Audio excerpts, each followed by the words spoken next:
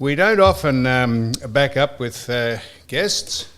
We have a few times people of interest, and for whatever reason we've spoken to some medical people 2 or 3 times, and other people of interest. But we've spoken to this man before, and I wanted to get him in today because he's an acquaintance of mine. He's a friend of mine. I'm not an associate of his, but I get on well with him, and I saw some headlines in the paper. Not that I read the papers too much, and I was intrigued by a statement which leapt out at me, and I thought, I'm sure this man didn't mean how this headline came out, but let's not presuppose that I know what the headline meant. It was a provocative, salacious headline. I can't believe he would have said it knowing he was being recorded or taken in that way. So that's a very clumsy preamble into welcoming to You Cannot Be Serious. He needs no introduction, but of course I'll introduce him to him. He heads up arbitration and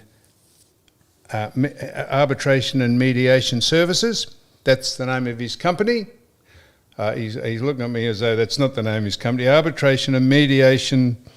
That's correct. Services. And he's Michael Gatto. Now, Mick, this is the second time we've spoken on You Cannot Be Serious, so welcome to us. Thanks, Sam. Firstly, I'd like to wish you a happy birthday. It's your birthday today. So I appreciate that, Mick. All your dreams come true. Yeah.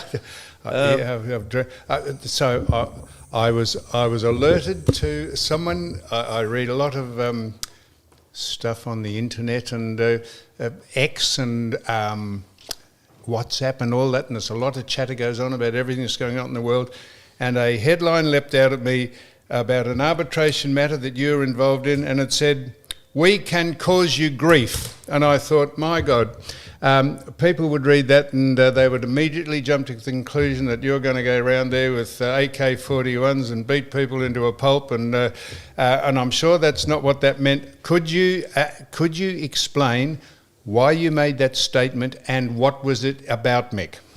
All right, firstly I'd like to say, don't let the truth get in the way of a good story, because that's exactly what's happened here.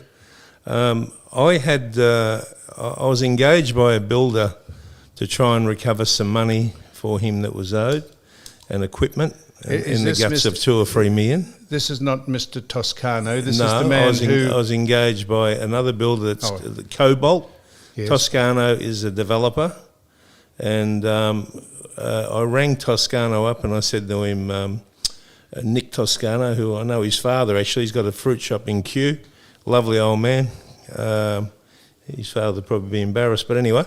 I rang him and said to him, look, I'd like to have a round table in relation to CoBuild, a company that's been doing your building that's owed a lot of money, and you've got all their equipment and whatever, and you've changed all the locks so they can't get in. You put security guards. You're acting on behalf of the subbies and the people who have equipment. I'm acting on behalf of the subbies, 20 subbies and the builder. Trying to retrieve their equipment. So they can keep working and whatever. And the lift, they had a lift there and all the scaffolding that they were paying $80,000 a month in leases, which they're still doing now. They've been doing that for about 10, 12 months.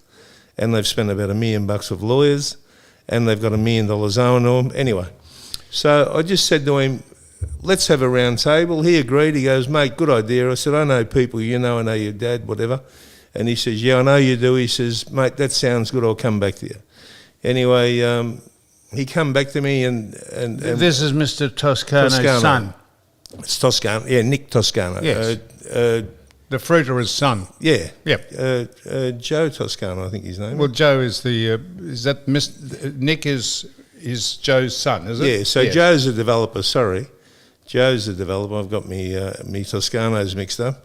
Have you had a relationship with Joe in the past, or has it been strained? I might have bumped into him once or twice, but I've had no dealings with him. So anyway, we had this in-depth conversation about the situation. I said to him, look, let's just sit down and have a round table. There's 3 sides to a story, as we all know. There's your side, there's theirs, and there's the truth. Let's sit down and try and work something out. And he was agreeing to go down that track, and I said, mate, otherwise you're going to get a lot of grief from the unions because you owe all these people money, and if you try and get another builder to come and complete the job, they're not going to let them do it because until this is settled, and that's the way the union operate. They're very passionate about doing that with their members and people in the industry that are owed money by developers. That they won't let them complete until the matter's sorted. So Mick, I explained that to him, but so if you don't continue this, it doesn't matter who takes over the process. The unions won't allow. The unions will want their money back, or they won't let him proceed.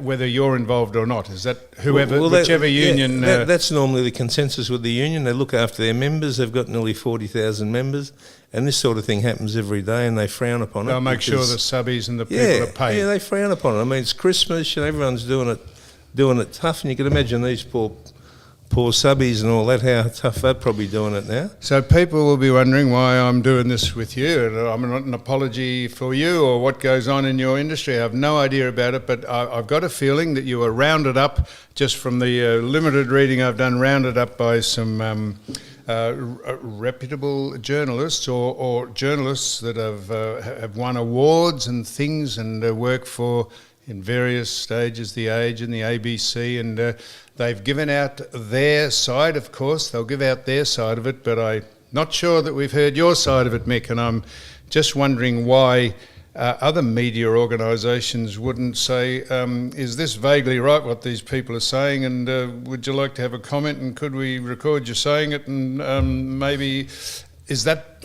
That's basically why I asked you to come in here, because I, as you say, there's always two sides to a story, and I'm not an apologist for you or anything you do. I'm just interested to know why there wouldn't be two sides to this. Seems a bit weighted in favour of the quid pro quo of the people who are acting on behalf of the bloke who's gone. Well, he's gone to liquidation, has he, Mr. No, Toscano? He hasn't gone to liquidation yet. He hasn't. But he's got a $14 company that he could go into liquidation and everyone would get nothing. They've been pursuing it legally, and their lawyers have told them to stop the legal pursuing, because even if they win, they'll lose, because he's got a $14 company. It's a shelf company. It's worth nothing. Is that a limited liability company, an LLC, is it? Yeah, or whatever? So he's obviously set out to do this from the start. And he's a journalist for The Age himself. This is Mr. Mackenzie, is it? No, this is Mr. Toscano. He's a journalist at The Sun, at The Age, sorry. If you look at his LinkedIn, it comes up that he does all this stuff with The Age. He's a reporter there. His son's a reporter there, and his wife is a reporter there. His wife's a senior crime reporter, Tammy Mills. And I've had several calls from senior journalists from The Age asking me about this matter. And I've explained to them, look, all I want to do is get the bloke to a round table and try and sort it out. And they said, we'll help you do that. We'll try and get him to do that. But all along, they're all recording me and want me to trip up and say something silly or whatever and get arrested.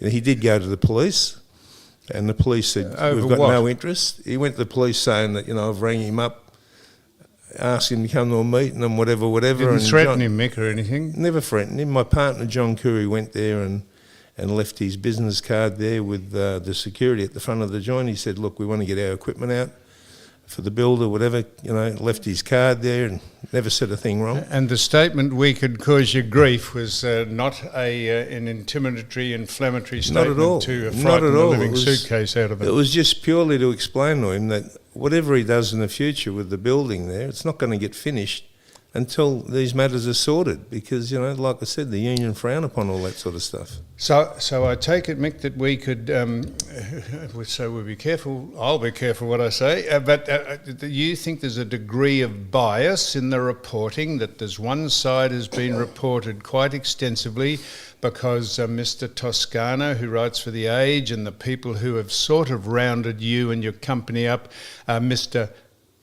Marin Guzman and Mr. Nick when the hell's his name? Nick Mackenzie. Mackenzie. They've sort of rounded you up a bit without giving you a chance to explain. And I saw a publication that you put out that I read that, and you say you just like the opportunity to give my side of the story, and you haven't been availed of that opportunity, Mick. That's exactly right. Mr. Wakely there, Nick Mackenzie, because he's won about 6 or 7 he's won Wakely 14 awards. Wakeleys, I think. 14, yeah. And Fruit Telling Lies and whatever. But anyway, that's... No, Mick, when Mr. Mackenzie has won 14 Wakely Awards, probably from not telling lies, Mick. Well, probably giving his side of what he thinks is the facts, and you are here correcting what you think are the facts, Mick. Please. You're right. Well, you're right. You can understand why I make that clarification. Maybe these other 14 people in question never had an opportunity to speak their side. But anyway, look, yes. I don't know what he's done in the past, but all I know is that he rang my partner, John Curry, and they had a conversation about this. I haven't spoke to him for about 4 or 5 years, and I deleted his number because he put in a bad story about me once that wasn't true. And but then I decided that I'd ring him and just see what he's up to, because I'm doing nothing wrong. I've been doing this for 40 years. I've done nothing wrong. So I rang Nick Mackenzie and we had a conversation on the phone. Did you? And you know he'd be recording it? Yeah, well, I didn't care whether he is or he ain't. That's good. I'm not silly. No, I know that, Mick. And we had a discussion. I said, Toscano owes all this money. He's changed the locks on the building. He's locked everyone out. He won't give them their equipment back. They've got bank guarantees that they won't give him back. The builder's been paying $80,000 a month for the leases for all this stuff that's on your building, and you won't give anything back to him. It's not right, So Nick said to me, he reckons that the job wasn't done right and this and that and whatever. And I said, well, look, I don't know whether it was or it wasn't. I mean, like I said before, there's 3 sides to a story. I said, but let's sit down and try and work it out. I didn't know he was going to do a story on it at this point. And anyway, he kept asking me different questions, and in the end, he said, oh, look, I'm going to do a story. He wanted me to go on 60 Minutes. And he said, you're a very unique person in the industry. There's no one like you in Melbourne, no one like you in Australia that can ring the union up and stop jobs. And I said, mate, I can't ring the union up and stop jobs. Get your facts right.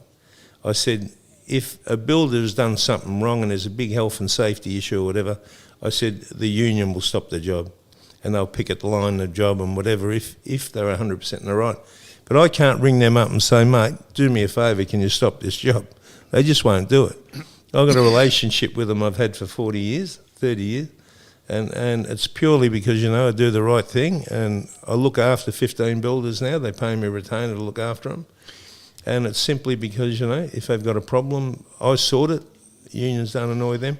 And that's our relationship. So is it standard practice for a builder who says that the job wasn't done right? Is it standard practice in the industry to lock people out if there's a dispute and not let them?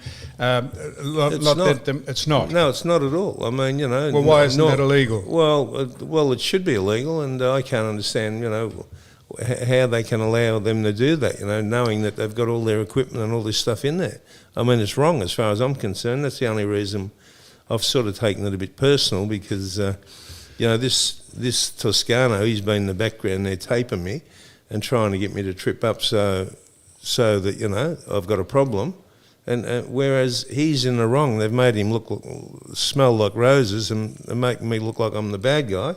When in fact I'm not the bad guy here. I'm trying to do the right thing by these subbies and builders and all that are going to have a very tough time over Christmas. So I know you've been in the business for a quarter of a century, and you've been in 2 royal commissions. My research shows that you've been in 2 royal commissions and been in secret hearings. You've never been charged with anything, and your vocation and your charter is to settle disputes.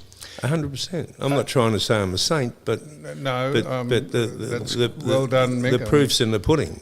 Yes. So if Mr. Mackenzie and did we say who Mr. Guzman is? Did you say he was? I haven't. I've had no dealings with him. I only dealt with Mackenzie and Toscano. I'd never spoke to Guzman, whatever his name is. Well, what's he? He was the co-author of the. I don't know how he jumped on a bandwagon. I don't know. So if Mr. Mackenzie or Mr. Guzman was sitting here next to you, how would this how would this area of détente proceed? Would there be an amicable discussion, or would he say, Mick, you're speaking shit, mate, you know exactly how this works? And 100% it'd be amicable, and we'd try and resolve it. And like I told this builder, Toscano, I said, if you don't come and sit down at the table with me and try and resolve it, I'll walk away, and whatever happens, happens. And I never meant that as a threat, I just meant that the union's not going to allow him to finish his job. So there was was there a whistleblower involved in this, or have I got the wrong case here? No, there's no whistleblower. There's a developer that's give this building job to a builder, Cobalt, to do the building, and then over COVID, for whatever reason, because they lost money or whatever, they couldn't finish it, whatever the reason being, then they lost. They tried to ring each other and they wouldn't take their calls. Cobalt was ringing the developer, they wouldn't take their call. Their lawyers were ringing them, trying to get them to talk to the lawyers. The lawyers wouldn't even respond. So once I got involved, the lawyers all of a sudden got in touch with Cobalt's lawyers and said, if Gatto walks away, we'll resolve it. So all of a sudden now they want to talk because I'm involved. So I've walked away from it. Why would they say if Gatto walks away they would resolve it?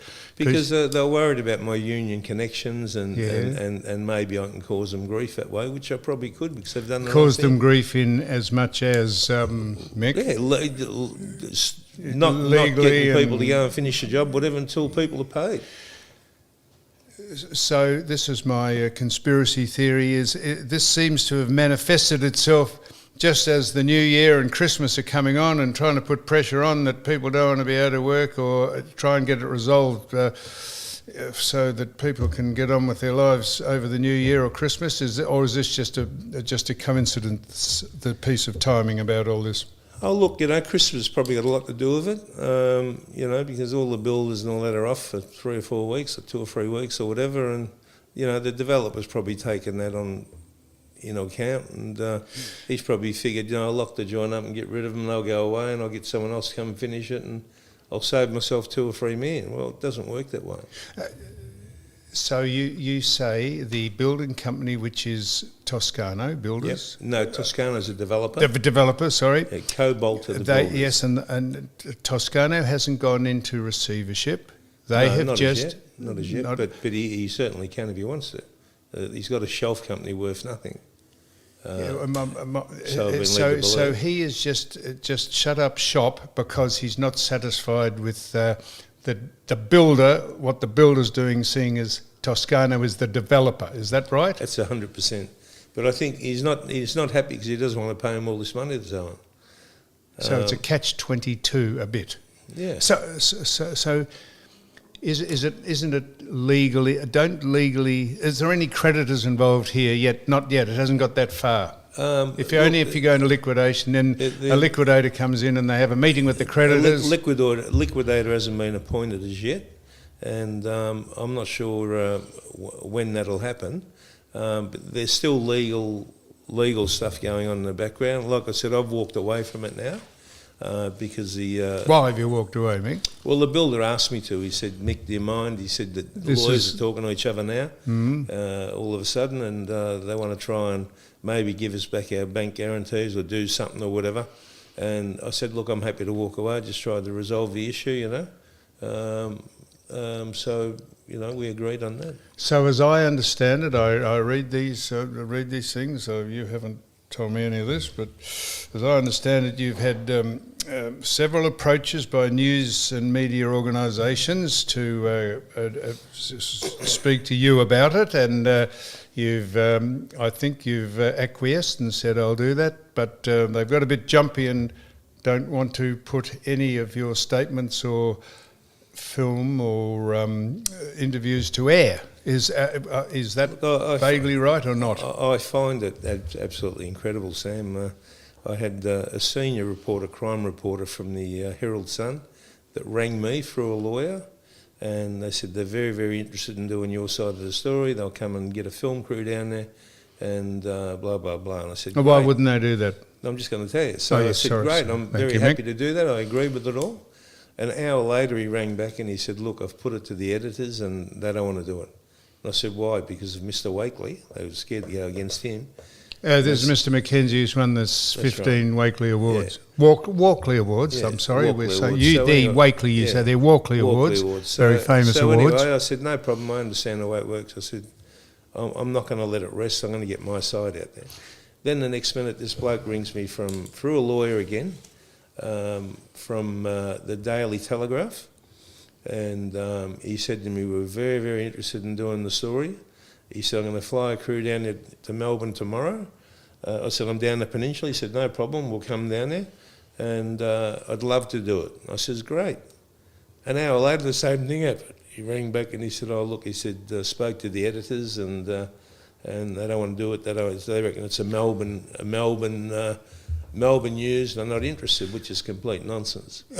So after this, another reporter, a lawyer rings me again, the same lawyer. He said, there's another reporter who's a senior reporter in the industrial side of things. He will do the story. So I ring him up and I said, look, I've already spoke to someone at the Herald Sun, a senior reporter. He put it to the editors, they knocked it on the head. He said, Mick, I'll get it done. I said, okay, beautiful, I'm very happy to get my side out there. Hour later, the same thing happened. Okay, so what is, this is me saying this, the media and news organisations probably don't want you to besmirch the credibility of their organisation by countering whatever has been said, and they're a bit fearful that people might think, well, what you've said is pretty reasonable, and it mightn't look well for the credibility of what we're writing in the paper. I don't know, Mick, but it seems ridiculous that if you're a news gathering organisation, you wouldn't want to try, no matter who you are, get two sides of the story. That, as I say, the only thing that drew my attention to this was, we can cause you grief, and I thought, oh no, surely that's not what that means. And I understand that you wouldn't be silly enough to say that in what people would think that means. Look, I think blind Freddie could sort of work it out that it's not true, and it's all nonsense. You know, even the last paragraph in that article that says that I said to him, print the truth, otherwise if I see you in the street I'm going to deal with you. Well, he didn't. Pardon me, Mick? In the last paragraph in the Age write-up and the Financial Review said that Nick McKenzie, he said that I said to him, print the truth, otherwise, if I bump into you in the street, I'm going to deal with you. Yeah, well, you kneecap him. But the conversation kept going. He said, what do you mean by that? You're threatening me. I says, no, I'm not threatening you. I'm just telling you, if I see you in the street, I'm going to spit at you. And he said, oh, okay. And that was it. But he didn't print that part. No, that's extravagant language, Mick. That's kneecapping or spitting at someone, that's still assault, Mick. Well, I don't care. If he's gonna make me look like a liar and do all this stuff to sort of make me look bad when it's not true, well, of course I'm going to spit at him for saying. Figuratively, you're going to spit at him. You wouldn't expectorate and put phlegm onto his face. I probably wouldn't. But you wouldn't do that. It was just a figure of speech, but just saying, I wouldn't be happy with it. I'm not going to do anything about it. But We're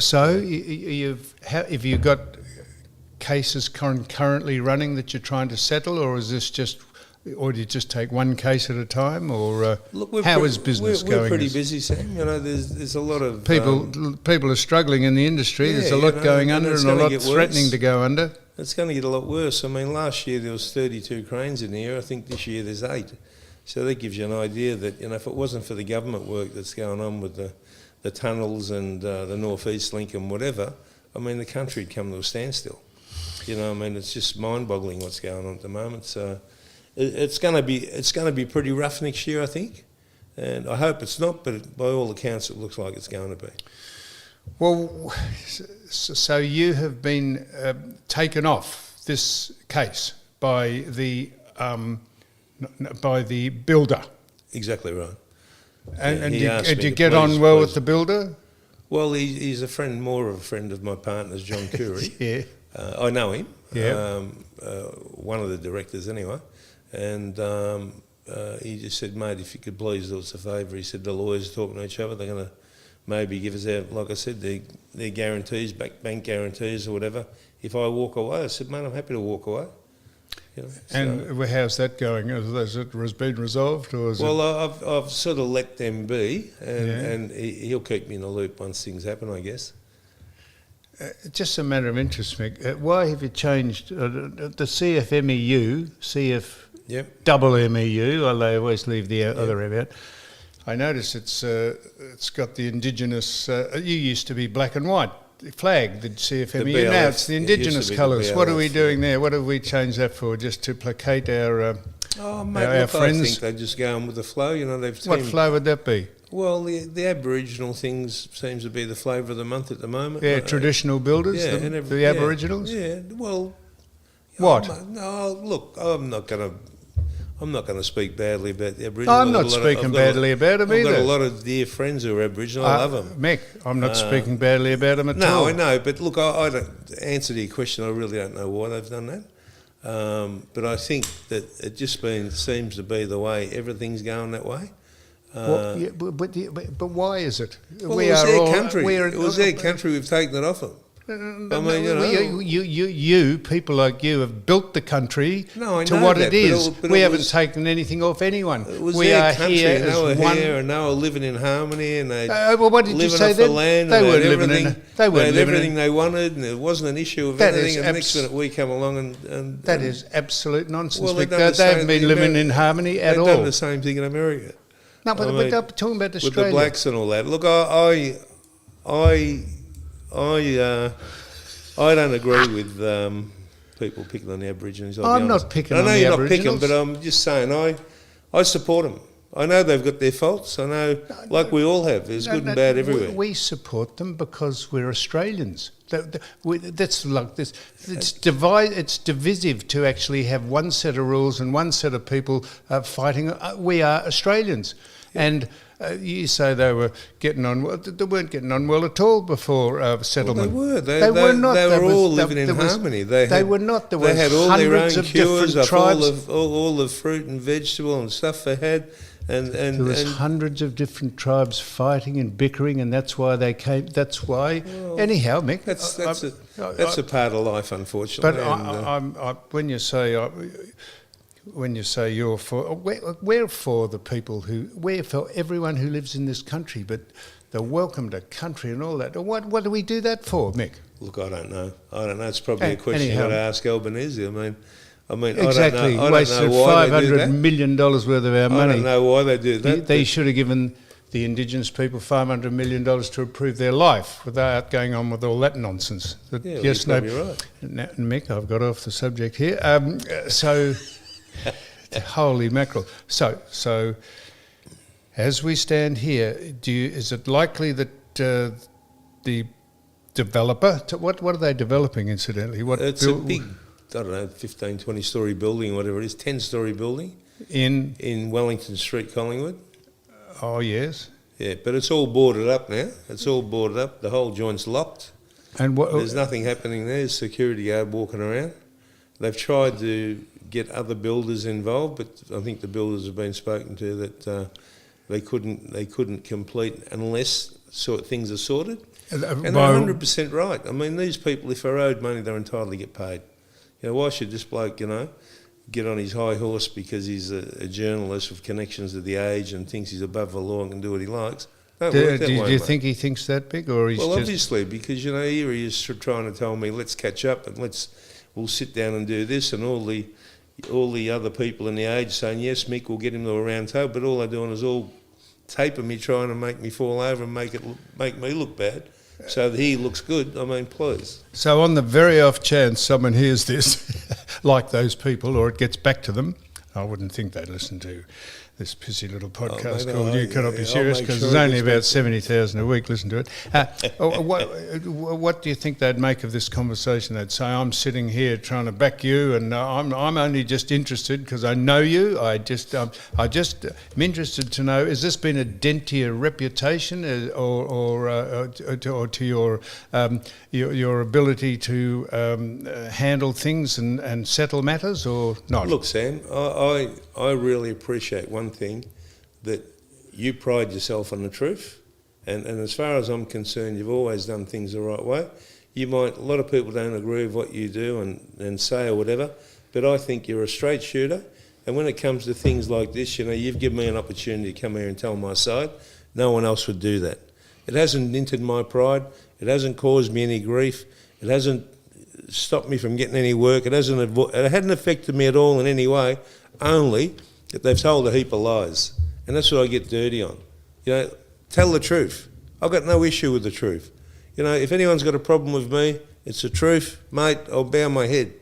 But if you're going to tell a lie, mate, you know, I get dirty. Has anyone ever intimidated you, Mick, or threatened you that you've thought, oh, my word, I better be careful of what's going on here? Or are you pretty, I was going to say bulletproof, that's I'm a bad not bulletproof, Sam, I'm not bulletproof. I'm a grandfather, you know, grandfather of 5 living there in the peninsula trying to mind my own business, do my own little thing. I'm not bulletproof, mate. You know, there's always someone better and smarter and everything. I go along and I treat people the way they treat me. If someone treats me with respect, they get the same. They want to go the other way, well, they'll get the same there too. So that's who I am, and I brought my kids up to be the same way, and I think that. All right. Well, Mick, maybe maybe Mr. Marion Guzman and Mr. Walkley Award, Mr. Mackenzie might get in touch with you, or some media organisation might say, well, we might revisit this because we like to have be reasonably fair if we're reporting the news. We're not just reporters or giving a comment. If we are in the political arena of trying to be fair, maybe they will revisit you, Mick, even though they think you're a Melbourne identity. I've got a feeling you're pretty well known across Australia, and I've got the English-speaking world. I've got a feeling you're well known, Mick. So I think that's a bit of a furphy to say it's only a Melbourne story. Thanks, I think Sam. They're keeping their powder dry a little, 100%. But what would I know? Let me tell you one thing, mate. Anyone approaches me, I'm not interested in talking to anyone. I've spoke to you because you've given me, like I said, you've given me the opportunity to tell my side of the story, and I respect that very much. Anyone else wants to talk to me about this, mate, I'm not interested. Unless it's law enforcement or something like that where I'm forced to, different story, but I'm not interested. They've all had their opportunity. They've all knocked it on the head for whatever reason. Well, that's their business. Don't come back again. Simple as that. Mick Gatto, thank you very much for coming in and speaking to us on You Cannot Be Serious. Thanks very much.